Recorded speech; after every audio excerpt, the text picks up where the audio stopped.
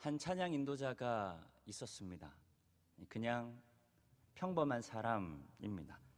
별로 가진 것도 없고 내세울 것도 없는, 어쩌면 평범하기보다는 별 볼 일 없는 그런 사람이었습니다. 그런데 아무리 못난 사람이라도 앞에서 정장을 입고 뭔가를 하고 있으면 멋있어 보이잖아요. 그런데 또 노래를 하고 있으면 더 멋있어 보이기 마련인 것 같습니다. 잘하고 못하고를 떠나서 왜 벌써 웃으시는지 모르겠습니다. 그런데 문제는 한 여인의 눈에 그 찬양 인도자가 멋있어 보였나 봅니다. 그러면 그 인도자는 어떻게 하죠? 베드로전서에 나오죠. 우는 사자처럼 삼킬 자를 찾다가 정신 못 차릴 때 그냥 가서 도장 찍는 겁니다. 그 여인이 최근에 몸이 좀 안 좋았는데요, 걱정하고 또 물어봐 주시고 기도해 주셔서 감사합니다. 걱정해 주시고 또 기도해 주신 덕에 그 예수 믿는 사람답게 입원한 지 3일 만에 퇴원하사 집에서 굉장히 잘 쉬고 있습니다. 많이 회복되었고요. 특별한 일이 없으면 아마 내일부터 출근할 것 같습니다. 돈 벌어야 하니까요. 아무튼 좀 전에 제가 드린 말씀에 찬양 사역에 큰 한 가지 맹점이 있습니다. 바로 멋있어 보인다라는 겁니다. 보기에도 좋고 듣기에도 굉장히 좋습니다. 그렇잖아요. 앞에서 기타 메고 찬양을 인도하고 있으면 마이크를 들고 노래를 하거나 악기를 연주하고 있으면 보기가 좋습니다. 또 찬양대가 찬양을 하죠. 지휘자님이 앞에서 손을 흔들면서 지휘를 하고요. 대원들이 앞에서 입을 맞춰 멋진 소리를 내고 있으면 멋지고 아름답습니다. 보기에도 좋고 듣기에도 좋습니다.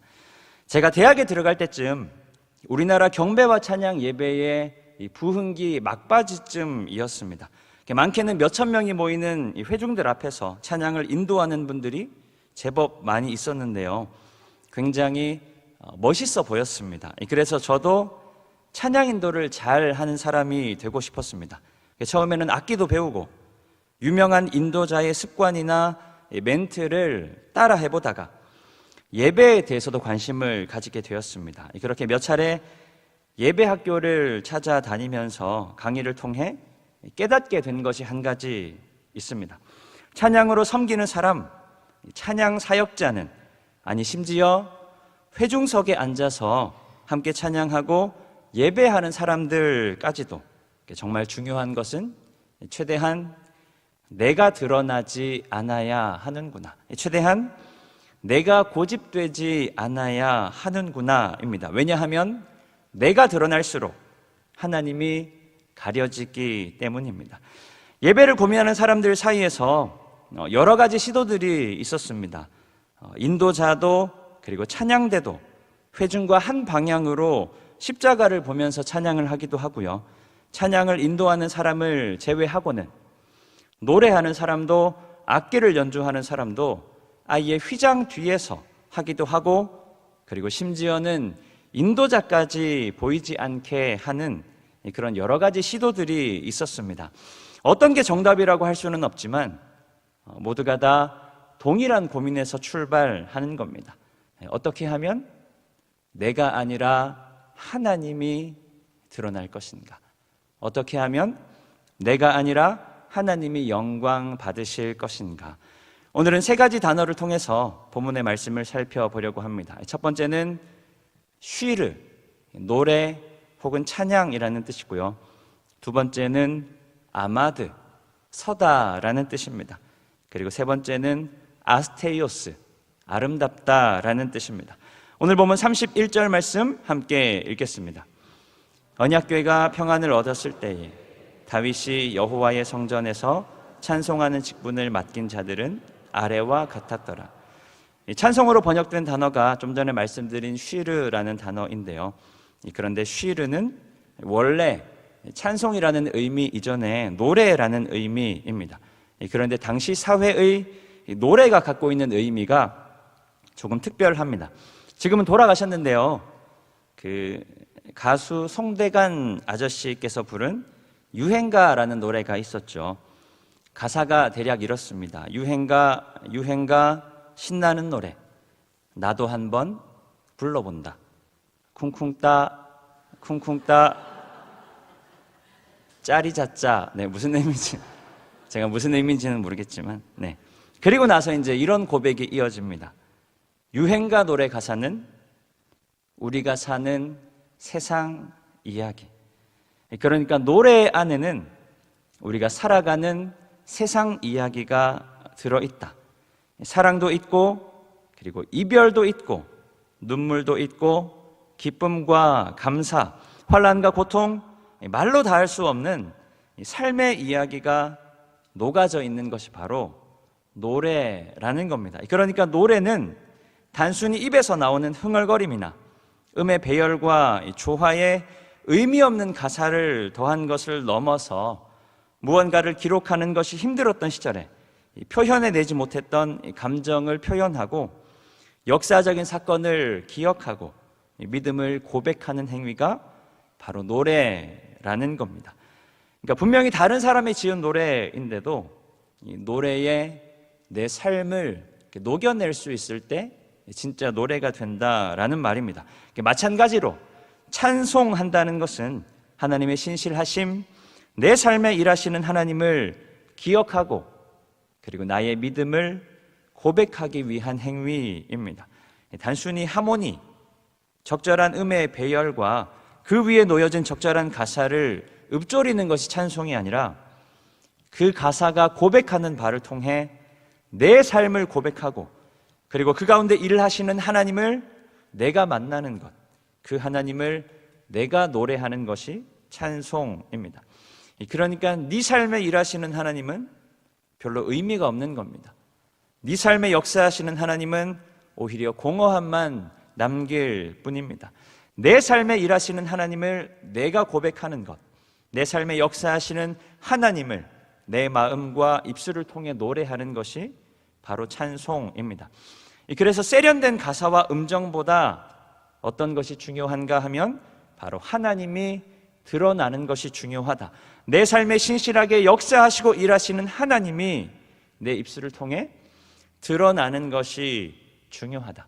그런데 이건 기본이고요. 한 가지 더 요구되는 것이 있습니다. 바로 아마드와 관련되어 있습니다. 본문 31절과 32절 말씀 함께 읽겠습니다. 언약궤가 평안을 얻었을 때에 찬송하는 직분을 맡긴 자들은 아래와 같았더라. 솔로몬이 예루살렘에서 여호와의 성전을 세울 때까지 그들이 회막 앞에서 찬송하는 일을 행하되 그 계열대로 직무를 행하였더라. 말씀드린 것처럼 아마드의 의미는 서다 혹은 기대어 서다입니다. 오늘 본문에서는 이 단어가 동사가 사용되는 여러 가지 형태들 가운데 히필형이라는 형태로 사용되었는데요. 우리말로는 사역형과 비슷합니다. 그러니까 서게 하다.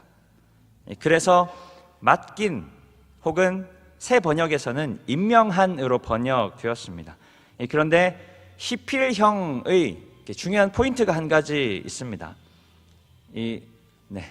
제 성경책이 여기 있어요. 제가 이 책을 여기다가 놓으면 이 성경책은 아무런 힘없이 여기에 놓이게 됩니다. 제가 이 책을 여기에 있게 하는 겁니다. 소리나는 휴대폰을 끄시면 휴대폰의 소리는 아무 힘없이 꺼지게 되어 있습니다. 왜냐하면 내가 휴대폰의 소리가 꺼지게 만들었기 때문입니다. 그러니까 물론 성경은 하나님의 말씀이지만 이 책은 사물이니까 이 책은 아무런 힘이 없잖아요.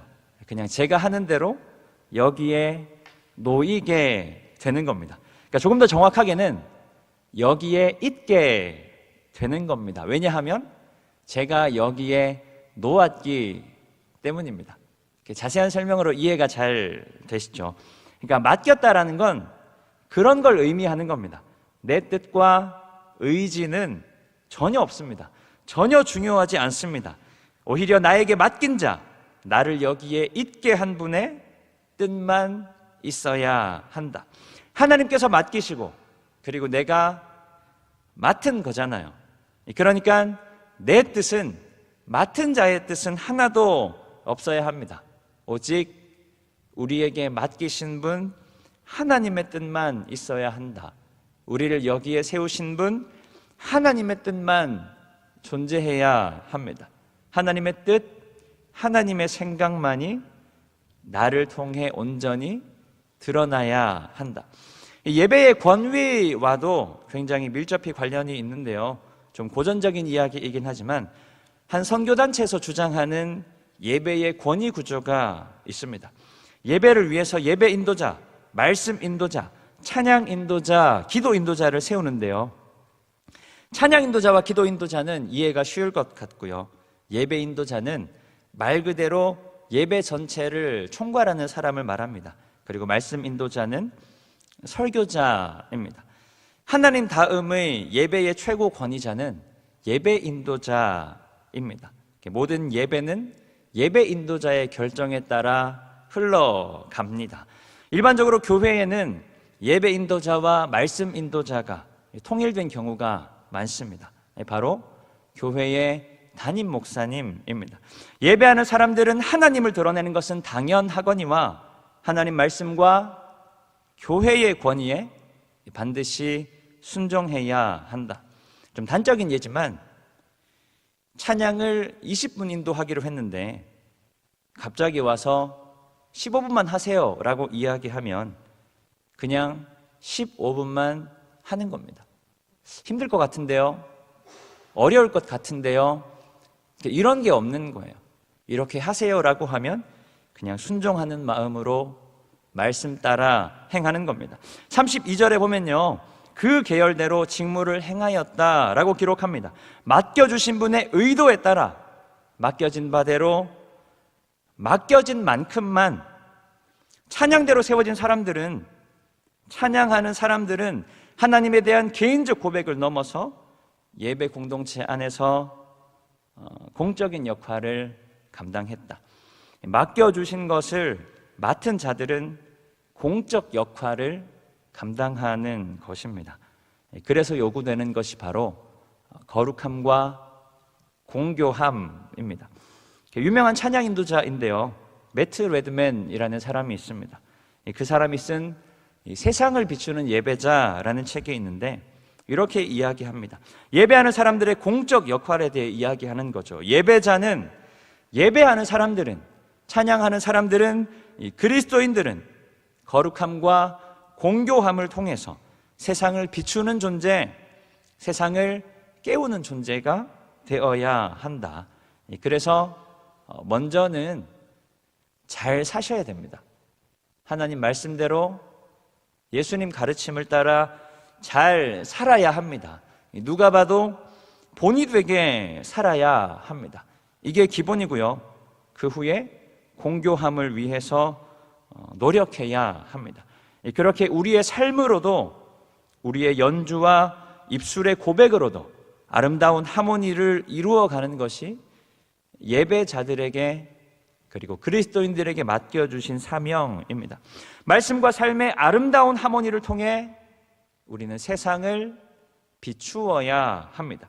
더 나아가서 공교함, 음정과 박자, 가사의 아름다운 하모니, 그리고 함께 섬기는 이들 간의 하모니를 통해서 맡겨주신 자리에서 함께 예배하는 회중을, 함께 예배하는 다른 이들을 비출 수 있어야 합니다. 그런데 여기서 또 한 가지 주의할 것이 바로 아름다움, 아스테이오스입니다. 예배할 때 우리는 종종 이 아름다움이라는 것에 너무 치중한 나머지 우리의 오감에 거슬리는 것을 발견하게 될 때 이런 생각을 합니다. 왜 이렇게 아름답지 못한가? 왜 이렇게 예배가, 왜 이렇게 기도가 왜 이렇게 찬양이 아름답지 못한가? 그런데 그것은 아름다움을 오해하는 것이다. 지난번에 한번 금요 기도회 때 그 아름다운 섬김에 대해서 나누면서 말씀드린 적이 있었는데요. 예배도 찬양도 마찬가지입니다. 아마 신년 특세였던 것으로 기억하는데 담임 목사님께서 이 아스테이오스, 아름다움에 대해서 설명해 주신 적이 있었습니다. 아름다움이란 하나님께서 받으실 만한, 하나님께서 보시기에 합당한, 하나님께서 만족스러워 하시는 것이다. 우리 눈에 좋아 보이는 것이 아름다움이 아니라 아름다움이란 그 기준이 하나님께 있는 것이다. 하나님께서 받으실 만하고 하나님께서 보시기에 합당하고 하나님께서 만족스러워 하실 만한 것이 진짜 아름다운 것이다. 그때 한창 제가 이 아름다움에 대해 고민하고 있었던 터여서 얼른 그 말씀을 들으면서 폰을 꺼내서 메모를 했습니다. 그런데 제가 아이폰을 사용하고 있는데요, 지판이 조금 작습니다.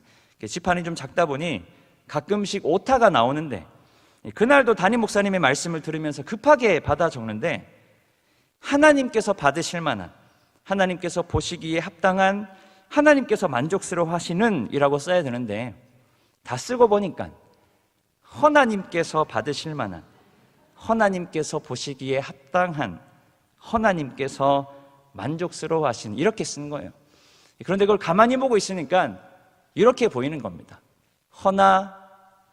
하나님께서 받으실 만한, 하나님께서 보시기에 합당한, 하나님께서 만족스러워 하시는.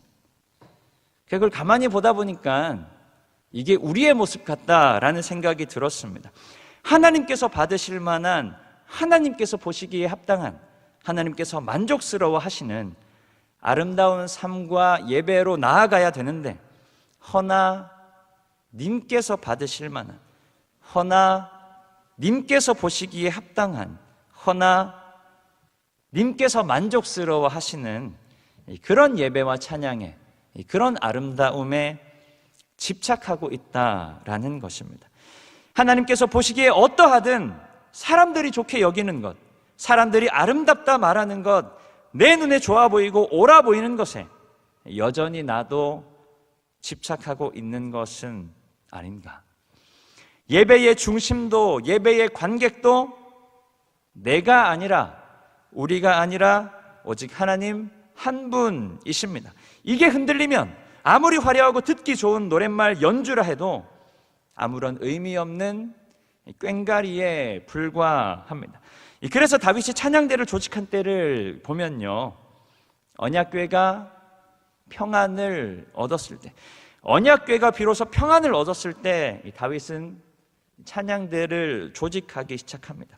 하나님의 말씀과 임재로 충만한 때 내 삶이 세상의 다른 것들이 아니라, 다른 욕심들, 다른 욕구들이 아니라 내 삶이 하나님으로 가득할 때, 그래서 내 삶 깊은 곳에서부터 진실된 고백이 터져 나올 때 비로소 우리의 노래는, 비로소 우리의 찬양은 온전한 찬양이 된다라는 겁니다. 그렇게 하나님께서 받으실 만하고, 하나님께서 보시기에 합당하고, 하나님께서 만족스러워 하실 만한 그런 예배, 그런 찬양을 통해서 오직 하나님께 영광 올려드리는 모든 성도님들 되시기를 축복합니다. 또한 오늘 찬양 세미나를 통해서 중요한 것들을 함께 나누게 되겠죠. 그러나 그 모든 것들에 앞서서 내 안에 하나님을 향한 진실한 삶의 고백, 진실한 입술의 고백으로 하나님 앞에 나아가는, 그렇게 온전히 하나님께서 받으실 만한 예배로 하나님께 영광 올려드리는 우리 모든 성도님들과 또 찬양 대원들 되시기를 주님의 이름으로 축복합니다. 기도합니다. 참 좋으신 하나님, 감사합니다.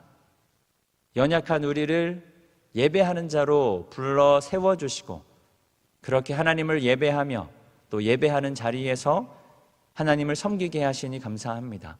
하나님, 우리의 섬김 가운데 우리의 연약함이 예수님 십자가 은혜로 가리워지게 하여 주시고, 오직 우리의 연약한 입술을 통해서 우리의 연약한 손짓, 몸짓을 통해서 하나님만 영광 받으시는 귀한 예배자의 삶 감당할 수 있도록 주님 인도하여 주시옵소서. 그렇게 살아가는 우리의 삶을 통해, 그렇게 섬기는 우리의 섬김을 통해 오직 하나님만 영광 받으시는 귀한 예배 되게 하여 주시옵소서. 감사드리며 살아계신 예수 그리스도의 이름으로 기도드립니다. 아멘.